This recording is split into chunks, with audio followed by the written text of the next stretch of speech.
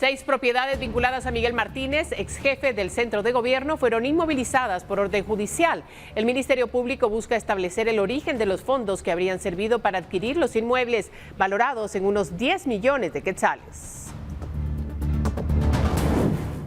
La FESI lanza una nueva ofensiva en el caso Odebrecht. Se giran órdenes de captura, se citan a exfuncionarios y ahora se señala directamente a Iván Velázquez, ex jefe de la CICIG, y al ex fiscal Juan Francisco Sandoval. Una nueva etapa en la investigación pone en la mira a más de una docena de personas. El sindicato de Jovial Acevedo vuelve a las calles, pero sin fuerza, sin voceros y sin su líder. Una protesta dispersa y sin explicación contra el aumento salarial otorgado por el gobierno. Una promesa que no llega a los hospitales. La ley de cáncer, aplaudida en discursos y ceremonias, sigue sin reglamento claro, mientras miles de pacientes enfrentan la enfermedad sin medicamentos, sin atención y sin tiempo. Esta noche no se pierda nuestro reportaje especial.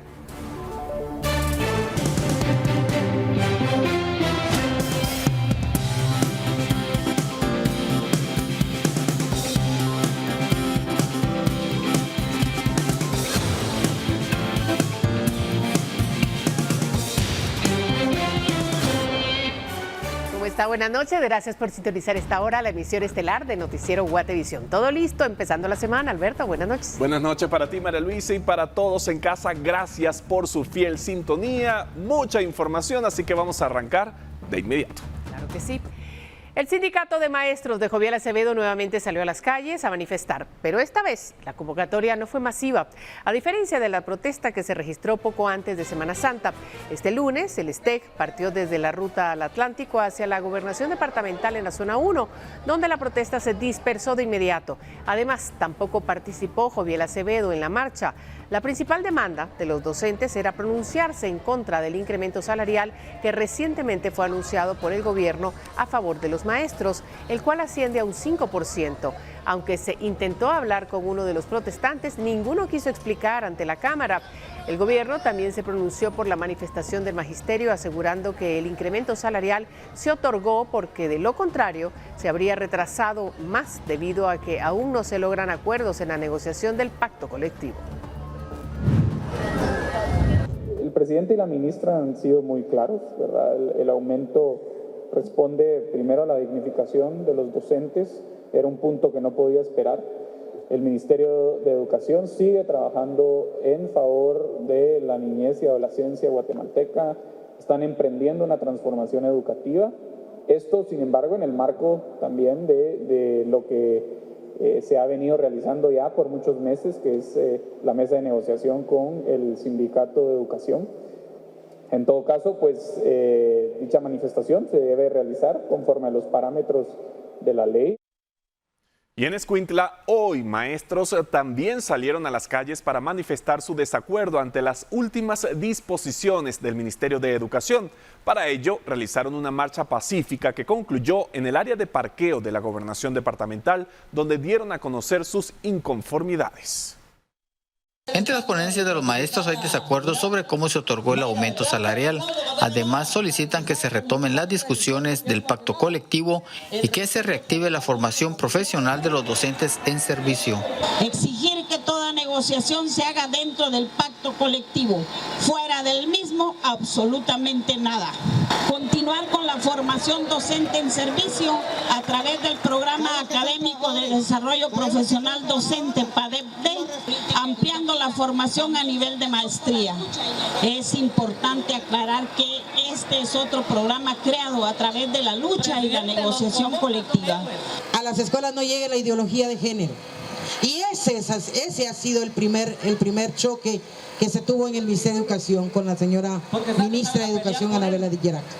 Otra de las peticiones realizadas por los líderes sindicales del magisterio en Escuintla fue la solicitud de renuncia de la actual gobernadora del departamento, Vivian Mayorga, argumentando un incremento de la inseguridad y la falta de representación. La renuncia de la gobernadora departamental por su ineficaz gestión en los principales problemas del departamento, de demostrando incapacidad en la ejecución de los recursos asignados al Consejo Departamental de Desarrollo por ser inoperante en brindar seguridad a la población y por su incapacidad al frente de las instituciones del gobierno. Para Guatevisión, Carlos Paredes. Vamos a otro tema, porque un juez de extinción de dominio, a petición del Ministerio Público, resolvió inmovilizar bienes que están vinculados con Miguel Martínez, quien estuvo al frente del centro de gobierno durante el mandato del expresidente Alejandro Yamatei.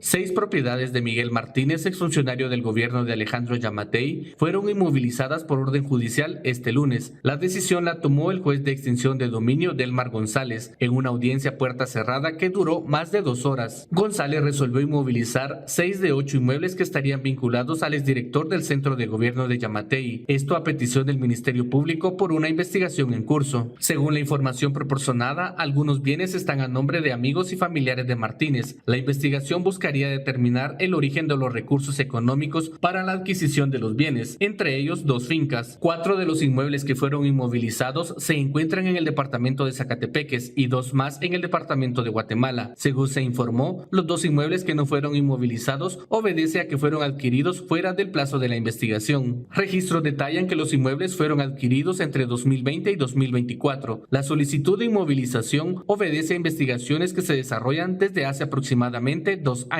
Tras la inmovilización de bienes, el Ministerio Público podrá continuar con las pesquisas del caso. Se detalló que uno de los objetivos es realizar avalúos y establecer el valor real de las propiedades o de las construcciones que éstas puedan tener. La investigación que realiza la Fiscalía busca determinar el origen de los fondos utilizados en la compra de los inmuebles, los cuales tendrían un valor cercano a los 10 millones de quetzales. Martínez estuvo a cargo del centro de gobierno durante 1 año. Esta entidad fue creada el 28 de enero de 2020, es decir, en las primeras semanas del gobierno de Alejandro Yamatei, y tenía representación en cada uno de los ministerios del Estado. Con información de Douglas Cuevas e imágenes de Carlos Ochoa, reportó para Noticiero Guatevisión, Elmer Vargas. Y en más información, la Fiscalía Especial contra la Impunidad confirmó que se giraron órdenes de captura y citación a implicados en una nueva fase de investigación en el caso Odebrecht. El jefe de la FESI, José Rafael Curruchiche, implica a Iván Velázquez, quien dirigió la CICIG, y al ex fiscal Juan Francisco Sandoval. A través de una publicación en redes sociales, el fiscal Rafael Curruchiche informó de una nueva fase de investigación en el caso Odebrecht y señaló a 2 exfuncionarios. Además, informó que la jueza Avelina Cruz Toscano, a cargo del juzgado de mayor riesgo D, ordenó la captura de 7 personas y citó a 6 más para rendir su primera declaración. El juzgado de mayor riesgo D ordenó la aprehensión de 7 personas y citó a primera declaración a 6 a efecto de que resuelvan su situación jurídica. En esta nueva fase de investigación se logró establecer la existencia de empresas de cartón, por medio de la cual fluyó el efectivo que fue utilizado por Odebrecht para sobornar a funcionarios en la República de Guatemala. La estructura criminal, encabezada por el excomisionado de la CICIG, Iván Velázquez Gómez, y Juan Francisco Sandoval Alfaro, provocó uno de los casos de corrupción más grandes en la historia de Guatemala. A través de un comunicado, el exfiscal Juan Francisco Sandoval señaló que lo mencionado por la FESI no corresponde a una nueva fase del caso y lo catalogó como una estrategia de manipulación para desviar la atención de quienes verdaderamente se beneficiaron de la recepción de los sobornos. Además, en el comunicado señaló que se persigue a subordinados mientras se protege a Alejandro Sinibaldi, Manuel Valdizón y operadores como Batres Gil, quienes han sido beneficiados con el cierre del caso a su favor. 6 personas que fueron citadas acudieron con la jueza Avelina Cruz para la audiencia de primera declaración, donde escucharon señalamientos en su contra por la posible comisión de asociación ilícita y conspiración para cometer el lavado de dinero. Se trata de Florencio Damasio, Enrique Cook, Arturo Abimael Herrera, Antonio Caal, Haroldo Uriel Martínez y Gustavo Hernández. Ante la jueza también acudió el abogado Roberto Horacio Sánchez, quien luego de ser capturado escuchó los motivos de detención en su contra. Es señalado de asociación ilícita y falsedad ideológica. La jueza programó la audiencia de primera declaración para el próximo 16 de mayo. Con imágenes de Carlos Ochoa, informó para Noticiero Guatevisión, Elmer Vargas. Y a esta hora pasamos al legislativo, porque antes de despedir el primer periodo de sesiones del año, aún con el aumento salarial, la oposición y el oficialismo librarán este martes una batalla por el dominio de la agenda y sobre todo por colocar a un primer secretario afín en la directiva del Congreso. Por orden de la Corte de Constitucionalidad y con un despliegue policial, este martes el Congreso volverá a sesionar para reanudar un pleno que se interrumpió hace 2 semanas. El oficialismo y la oposición se disputan el control de la agenda, que para la sesión de este martes definirá el primer secretario de la Junta Directiva, un puesto dejado por la diputada Karina Paz, aunque antes el bloque Voz debe renunciar a postular a algún diputado para ese cargo. Entre los cabildeos se habla de varios nombres, entre ellos el de César Fión de la UNE, Héctor Aldana de Vamos, Helen Axip de Elefante y Sonia Gutiérrez de WINAC. En el penúltimo pleno, la oposición contaba con 89 votos y hoy asegura que mantiene los cuadros para imponer su agenda, donde también buscarán redistribuir las comisiones de Finanzas y Energía y Minas, además de elegir a 3 vocales de la comisión permanente como un contrapeso a la directiva actual. Creo que hay más de los 89 votos. Muestra de ello es los esfuerzos que han tenido algunos grupos de diputados y muy pocos bloques legislativos en impedir que se lleve a cabo la sesión.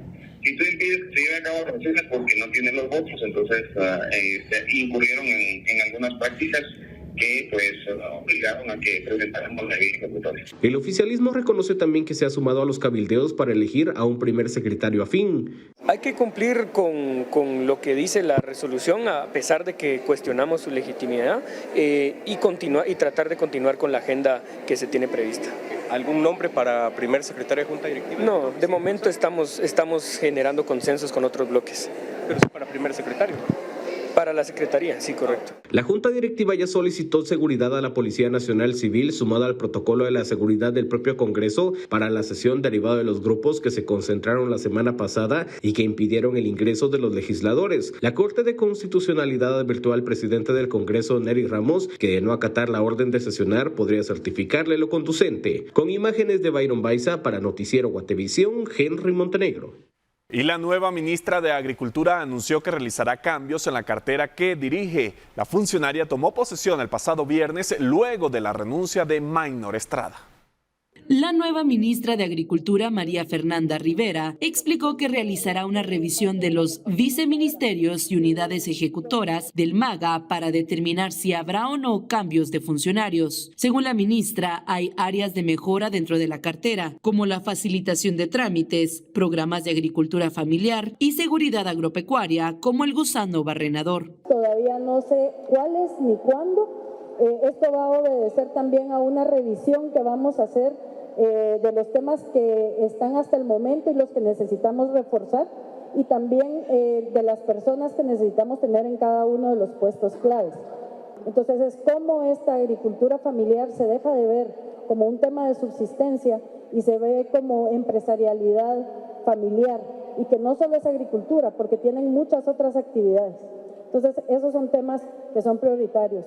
La recién nombrada ministra ya había trabajado en la administración pública durante el gobierno de Alejandro Yamatei y Otto Pérez Molina, razón por la que le aparecían 44 sanciones en la Contraloría General de Cuentas. Según Rivera, todas fueron administrativas, pues ella nunca manejó fondos públicos. Yo no tenía cuentadancia, nunca he tenido cuentadancia en el Estado hasta este momento.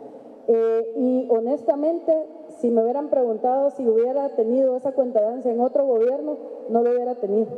En este momento veo una serie de garantías diferentes, por ejemplo, todo el trabajo que están haciendo con la parte de corrupción.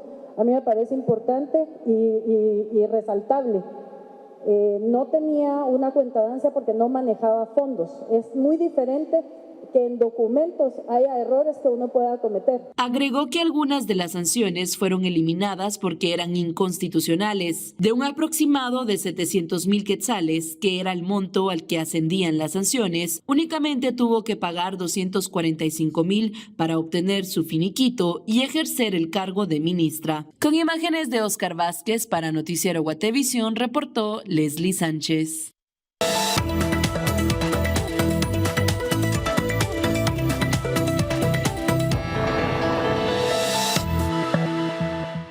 Vamos a hablar de dinero, claro que sí, economía. El gobierno de Bernardo Arévalo aún no ha recibido respuesta de los Estados Unidos para que se desarrolle una reunión con la oficina de representante comercial. Mientras tanto, el país continúa con un 10% de aranceles sobre productos exportados a la Unión Americana. Entre 2 o 3 meses podría tardar en estar lista la propuesta que el gobierno de Guatemala deberá entregar a los Estados Unidos para solicitar una disminución o eliminación de los aranceles impuestos por la administración de Donald Trump. En las últimas semanas se han realizado reuniones entre el gobierno y el sector empresarial para desarrollar una estrategia que permita eliminar las 8 barreras no arancelarias que Estados Unidos identificó en el lazo comercial con Guatemala. Según la ministra, algunos aspectos no dependen directamente del Ministerio de Economía y tendrán que cabildearse en el Congreso. Guatemala es un socio estratégico, ¿verdad?, de Estados Unidos, ha sido reconocido como un actor relevante en sus políticas estratégicas y comerciales. Estas barreras no arancelarias las estamos trabajando y yo confío que vamos a tener grandes avances en los siguientes 2-3 meses. Vamos a estarles informando, por supuesto. Lo que vemos es que la tarifa del 10% está en 94 países y seguirá estando. En esa negociación nosotros avanzamos lo más que podamos y si nos dicen mañana vénganse a Washington, vamos a iniciar un diálogo, estamos listos. La ministra recalcó que, aunque ya se solicitó a los Estados Unidos una reunión, el país norteamericano aún no responde. Según la funcionaria, a pesar de que los aranceles continúan vigentes, aún no se pierde competitividad. Perder competitividad, yo diría que es una frase muy contundente y no es así. Lo que estamos trabajando precisamente es en la mejora de la competitividad y la elevación de los costos. Bueno, esto es un tema privado, hay que comprender que las empresas son negocios privados, sus negociaciones son privado con privado, ¿verdad?, con Estados Unidos. Los impuestos arancelarios podrían representar para Guatemala unos 461 millones de dólares para la economía del país. Con imágenes de Oscar Vázquez para Noticiero Guatevisión, reportó Leslie Sánchez. Y Andrea Fernanda Cepeda de Paz, de 36 años, desapareció el 30 de abril en un sector de San Cristóbal en la zona 8 de Misco. Fue vista por última vez al momento de subir a un taxi, luego que transcurrieran varias horas y al notar que Cepeda no había regresado a su vivienda, se activó una alerta Isabel Claudina para que las autoridades ayuden a su localización.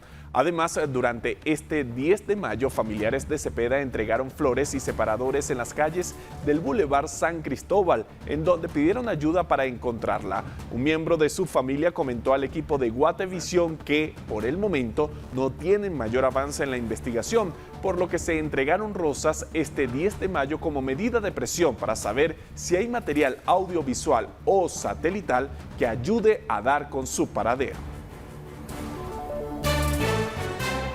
Y un juzgado ordenó respetar la libertad de culto al otorgar un amparo a favor de los propietarios del Santuario de la Muerte en Cantel, Quetzaltenango. La comuna señala que esta medida limita manifestaciones pacíficas de la población. El juzgado de primera instancia del ramo civil de Quetzaltenango, constituido como tribunal de amparo, falló a favor de los propietarios del Centro del Encanto del Quemé, donde se venera a la Santa Muerte en Cantel, Quetzaltenango. El centro está ubicado en la comunidad de Llanos de Urbina, a un costado de la granja penal Cantel. Los vecinos de esta localidad han señalado su rechazo al funcionamiento desde octubre de 2024. Sin embargo, el amparo otorgado garantiza el acceso de los propietarios al inmueble y la libertad de culto. El amparo que se les ha otorgado a ellos es un amparo en el cual se les permite a ellos ejercer las actividades que tengan por hacer de conformidad a sus estatutos, y de igual manera se les indica que se les hace permisible el acceso a su bien inmueble y también pues que no se les vaya a vedar ese acceso por parte de ninguna persona, y además de ello pues también de conformidad con la ley pues se indica que las autoridades civiles pues en caso fuese necesario les presten el auxilio necesario si fuesen interrumpidos en el acceso o la actividad que tengan a bien realizar dentro de sus funciones establecidas en los... Los vecinos señalan que estas acciones afectan a la tranquilidad del lugar y que analizarán acciones. La comuna, por medio de un comunicado, señaló que se han presentado las acciones legales pertinentes para que la Corte de Constitucionalidad revise y revoque la resolución del juzgado, haciendo mención que estas acciones limitan a la libre manifestación de los vecinos. Desde octubre del año pasado, los vecinos han llevado a cabo manifestaciones masivas en rechazo al funcionamiento del lugar. Además, las autoridades municipales sancionaron a los propietarios de la vivienda por construir sin licencia por 500,000 quetzales, a la cual apelaron y aún está pendiente que lo conozca el Consejo Municipal de Cantel, reportó Lucero Zapalú. Luego de meses de silencio, el Ministerio de Salud denuncia anomalías millonarias en el Hospital San Juan de Dios. Se pagaron computadoras que nunca llegaron. Al volver le contamos lo que se sabe de ese caso. Tenemos más información. En enero de 2024, Guatevisión y Prensa Libre dieron a conocer cómo en el Hospital General San Juan de Dios se le pagó a una empresa por el alquiler de computadoras que nunca llegaron al centro asistencial. Ahora, el Ministerio de Salud ha presentado una denuncia por ese caso y otros similares. El Ministerio de Salud puso una denuncia ante el Ministerio Público en contra de 4 empresas que simulaban licitaciones y procesos de compras en el sistema del Estado. Según la denuncia, de las 4 empresas, 3 tenían el mismo contador y 2 el mismo representante legal. Estas empresas habrían simulado alquilar computadoras e instalar cielo falso en el centro asistencial, pero nunca entregaron esos servicios. Se estima que lo defraudado al Estado oscila en poco más de los 10 millones de quetzales, de recursos que estaban destinados al sistema de salud. Remozamientos, digamos, en este caso impermeabilizar terrazas, hacer rotulaciones, remodelar. Y la razón de ello es que estas acciones o estos actos no dejan una evidencia, digamos. ¿Cómo podemos saber nosotros cuándo fue la última vez que se pintó el hospital? ¿Cómo podemos nosotros establecer si en realidad se cambiaron los cables eléctricos, si en realidad se impermeabilizó la terraza?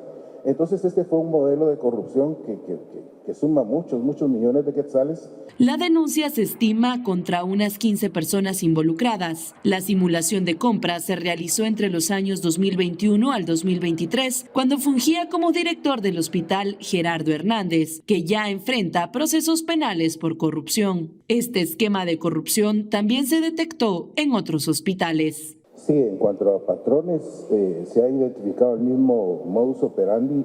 En el Hospital Nacional de Mazatenango se presentó la denuncia, en el Hospital Nacional de Quiché se presentó la denuncia, esas son de reciente.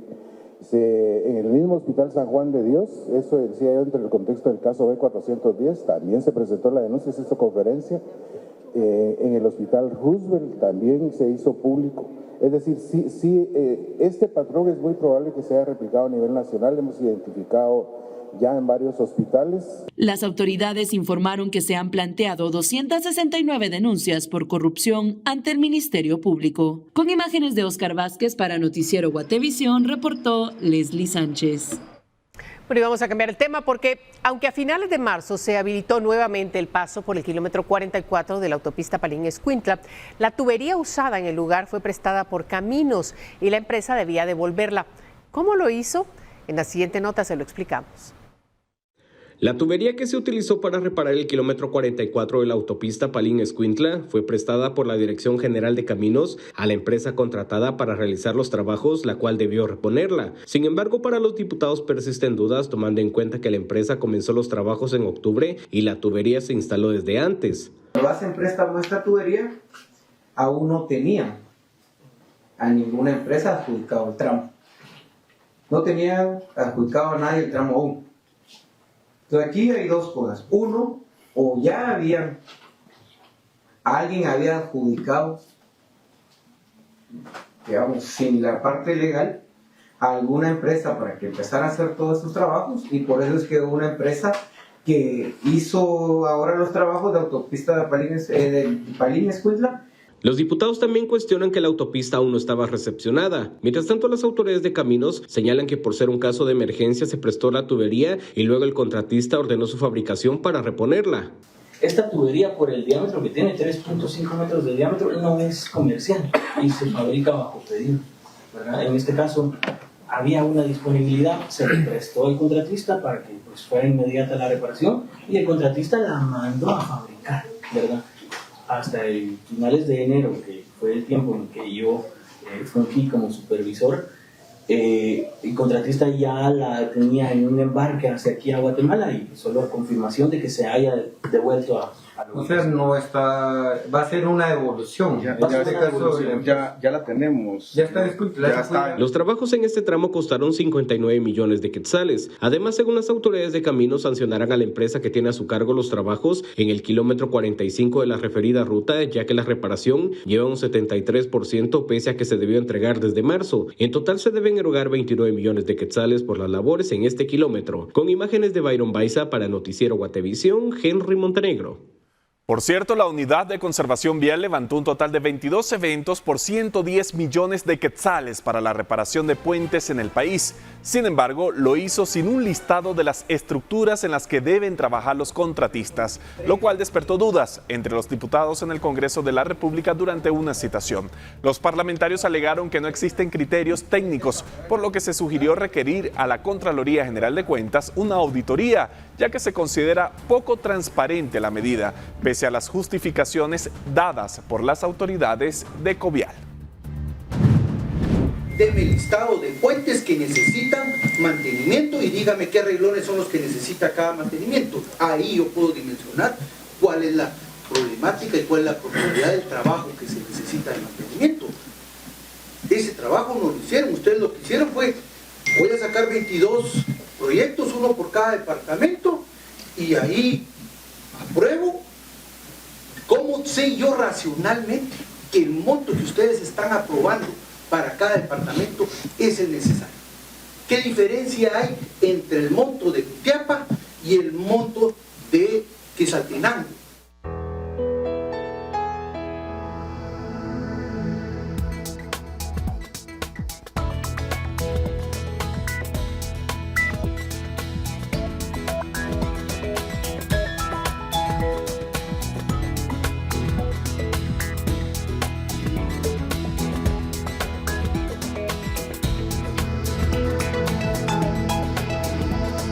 Continuamos, gracias por seguir con nosotros. La ley de cáncer ha sido una de las principales promesas del gobierno de Bernardo Arévalo. Sin embargo, su implementación enfrenta obstáculos. Esto debido a un reglamento que, según diversos sectores, presenta vacíos, excluye la participación de los pacientes. A continuación, nuestro reportaje especial.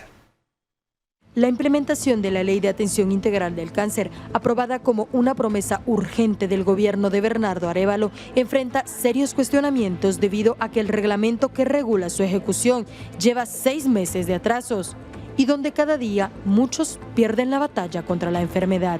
Una ley que es fundamental para la salud de los y las guatemaltecas. Y como gobierno de la República asumimos, como dijo el doctor, el compromiso de implementarla y llevarla a cabo. El borrador del reglamento que busca operativizar la ley debió publicarse en octubre de 2024. Sin embargo, presenta inconsistencias. La intención de haber creado una ley, de que en Guatemala exista una ley, es de que esa atención integral realmente se vea reflejada en los pacientes. Cuenta con muchos vacíos, tanto legales, técnicos como administrativos. Entonces ha sido un reglamento elaborado prácticamente a puerta cerrada. Si este reglamento se aprueba como se encuentra actualmente, lamentablemente vamos a seguir como que en Guatemala no se hubiera creado una ley de cáncer.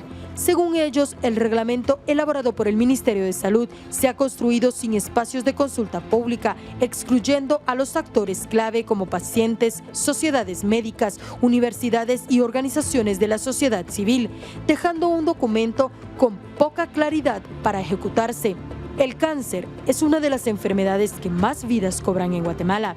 Datos del Observatorio Mundial del Cáncer señalan que en 2020 hubo 16.686 nuevos casos de distintos tipos de cáncer. Más de la mitad murió, es decir, 9.609.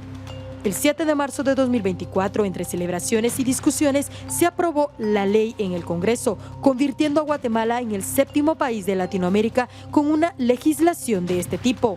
Sin embargo, más allá de los gestos simbólicos como los listones rosas o los edificios iluminados, los pacientes siguen sin tener acceso a medicamentos que necesitan. Uno llega el día que le toca quimioterapia y ya tiene el catéter puesto, ya pasó el análisis y le dicen no hay carboplatino, usted lo puede comprar.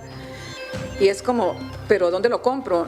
No le podemos decir dónde porque tenemos prohibido dar una casa médica y entre los pacientes empezamos a ver quién lo puede comprar con tal de no perder la terapia.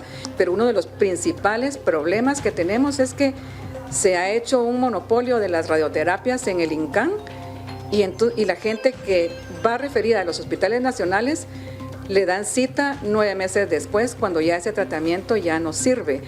Si algo tienen claro, es que quieren un reglamento que sea integral, sin vicios y sin bandera política. Por lo mismo que somos muy pocos profesionales, se nos debió haber tomado en cuenta con el respaldo de las instituciones que rigen a los profesionales, como Colegio de Médicos, Colegio de Psicólogos y los profesionales que hemos tenido un activismo y dentro de la profesión de oncología. En Guatevisión y Prensa Libre tuvimos acceso a una copia de la propuesta del reglamento que Salud ha trabajado y que el pasado 1 de abril fue enviado a los hospitales de Roosevelt y General San Juan de Dios, así como a otras direcciones de la cartera, para que médicos lo analizaran y emitieran una opinión de manera inmediata sobre su contenido. Esto sin darles tiempo de analizar la misma. El documento consta de 92 artículos distribuidos en 14 capítulos. Entre los puntos más criticados se encuentra la falta de requisitos técnicos para quienes dirijan las nuevas unidades creadas, la ambigüedad en las funciones de los comités y consejos, así como la omisión de detalles clave para el funcionamiento del Registro Nacional de Cáncer. También preocupa que el Hospital Especializado contra el Cáncer, piedra angular de la ley y que aún no existe, el reglamento ya le asigna responsabilidades formativas. No marca una ruta clara, considerando que los médicos piden que se implemente una carrera para oncólogos y especialistas que ahora escasean. Ahorita lo que tenemos que invertir es en la formación de oncólogos. Y sí, dejar la planificación y posiblemente avanzado, pero nosotros no podemos esperar la creación de un hospital porque, o sea, la expectativa que podemos tener es que le pongan ahí sala luchadoras que murieron buscando una solución o qué sé yo, ¿verdad? Porque nos vamos a morir si no nos atienden. Aunque la ley indica que el Ministerio de Finanzas debe asignar recursos, el reglamento no fija montos mínimos ni garantiza su ejecución y menos especifica la calidad de los medicamentos y servicios. En 2024, solo se utilizó el 19.4% de los 600 millones de quetzales destinados a la atención del cáncer y lo gastado no ha beneficiado directamente a los pacientes.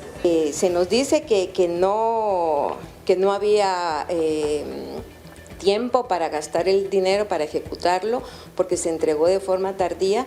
Sin embargo, se gastan 2.5 millones en equipo de cómputo y alrededor de 2 millones en publicidad, que si bien es cierto pudieran ser en su momento indispensables, pero es más indispensable la vida. Estamos jugando con seres humanos, estamos entre un hilo de la vida y la muerte. El 26 de marzo enviaron cartas al presidente Arévalo y a la Procuraduría General de la Nación pidiendo la suspensión temporal de la aprobación del reglamento, proponiendo un proceso de consulta con plazos claros, publicaciones de versiones preliminares y recepción de aportes. La necesidad de una normativa efectiva es urgente, pues en la última década los casos de cáncer atendidos en el sistema público aumentaron un 263.5%, pasando de 1.218 en 2013 a 4.429 en 2024. Además, Petén tiene la tasa de diagnósticos que triplica la medida nacional, mostrando una desigualdad en accesos a servicios y causando que muchos mueran sin tratamientos debido a la distancia. Los hospitales justifican que fue una fecha tardía para poder ejecutar, pero yo desde mi análisis como paciente me pregunto yo, ¿con ley o sin ley? ¿Los hospitales no están obligados de trabajar con un plan concreto, con una guía? A nivel nacional se estima que cada año se diagnostican entre 15.000 y 18.000 casos de cáncer, unos 45 diarios, dato que evidencia la alta incidencia de este tipo de padecimientos, que tiene un alto costo, no solo humano, sino también emocional, económico y productivo. Pero estos datos no se pueden compaginar, ya que Salud solo registra a los suyos, excluyendo al ICS y los privados. En hombres el cáncer más recurrente en años recientes fue el de próstata y en mujeres el de mama. El Ministerio de Salud, consultado sobre los señalamientos, respondió que el reglamento aún está en proceso de elaboración y que los avances se darán a conocer oportunamente. Por ahora, lo único cierto es que en medio de esta difícil batalla contra el cáncer, los pacientes y médicos se encuentran solos, sin distinción de edad, género o incluso la situación económica, pues ante la falta de este reglamento, la ley contra el cáncer sigue siendo ineficiente.